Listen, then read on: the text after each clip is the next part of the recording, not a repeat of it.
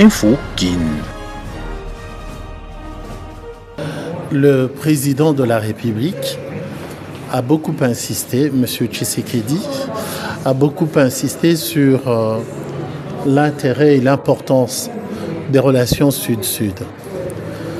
Pendant longtemps, de génération en génération, nous avons eu à développer des relations bilatérales ou multilatérales avec d'autres pays du monde, en dehors du continent africain. Et nous avons vu les limites de cette coopération. Aujourd'hui, l'Afrique a choisi de donner la priorité dans ses relations interrégionales. Et nous, en tant que la Chambre de commerce, d'industrie et de services, nous nous inscrivons dans cette démarche du président de la République pour faciliter les relations entre les hommes d'affaires des deux pays. Nous sommes comme les auxiliaires des ministres qui sont concernés dans notre secteur. Le ministère de l'Industrie, le ministère de la Formation, le ministère de l'Économie, le ministère du Commerce, le ministère de Relations, de Coopération, etc. Tous les autres, le ministère de l'Agriculture, ce sont le ministère du Tourisme et de l'Artisanat, tous ces ministères qui sont concernés par le travail de la Chambre de commerce, d'industrie et de services, nous sommes leurs auxiliaires. Ça veut dire que nous portons plus loin la parole de leur politique, de la politique qu'ils conduisent pour le bien de notre pays et pour le développement de l'économie de notre pays. C'est ça. Par rapport à nos besoins, soit à d'autres cahiers des charges de la RDC, est-ce que le royaume marocain sera capable de répondre à nos préoccupations plutôt? Bon, le royaume du Maroc n'est pas là pour gérer le Congo. On est dans le cadre de relations économiques bilatérales dans le cas d'espèce. Il y a un échange entre les deux pays. Eux, ils apportent ce dont ils sont capables et ce qu'ils ont comme valeur ajoutée pour notre pays, et nous faisons pareil.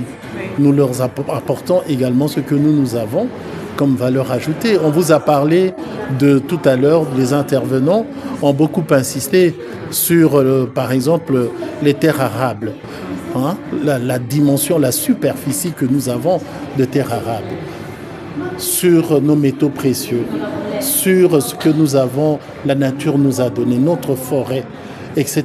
Ce sont là les biens incomparables qui sont pour nous, qui constituent pour notre pays une force incomparable, parce que nous avons, Dieu nous a donné ce que les autres pays du monde n'en ont pas, ou n'en ont pas assez.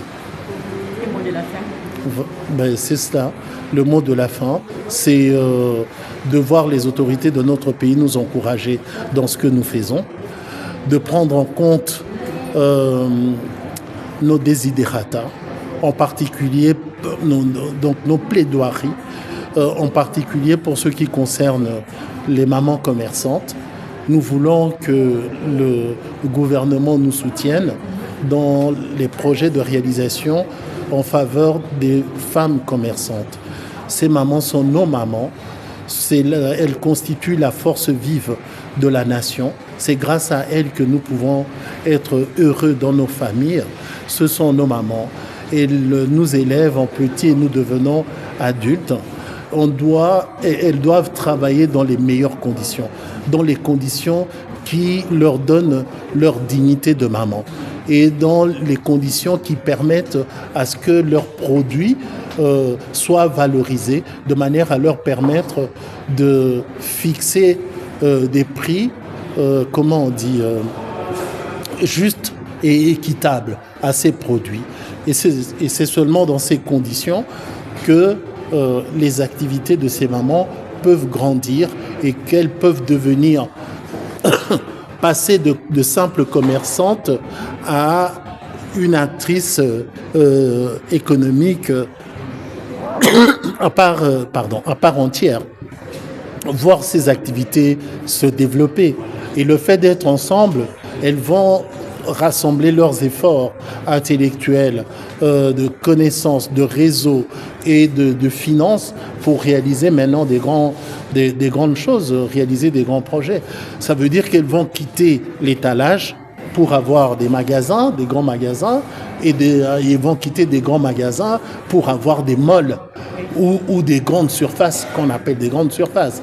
Et elles vont quitter la vente locale Yawenze pour avoir maintenant une activité semi-industrielle qui lui permet de vendre à l'exportation. Est-ce que vous comprenez ? Et elles sont capables, elles peuvent y parvenir si il y a une volonté politique d'un côté et si on leur soutient, on les accompagne, on les encadre.